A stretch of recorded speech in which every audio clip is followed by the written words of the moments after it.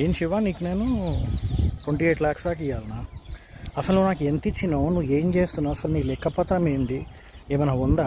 మనిషికి ప్రెషర్ పెట్టడము, పొద్దున్న లేస్తే రాత్రి వరకు ఇవ్వకపోతే కుదరదు, మీ ఇంట్లోకి వెళ్ళి బంగారం పెట్టేసి మాకి అది ఇది ఇదే అని చెప్పడము.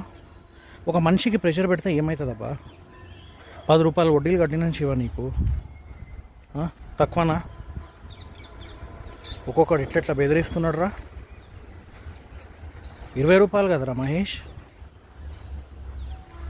15 రూపాయలు కదరా అల్కేష్, మాల్కేష్, రోషన్. పైసలా పేపర్లా రా అసలు అవి? మస్తు బాధ అవుతుందిరా అసలు మీకు చెప్పుకోవాలంటే కూడా. నా లైఫే సర్వనాశనం చేసేసారురా మీరు. స్టాక్ మార్కెట్కి మించిన అంత ఇన్కమ్ ఏది లేదు, కానీ నన్ను ఎట్లా చేసే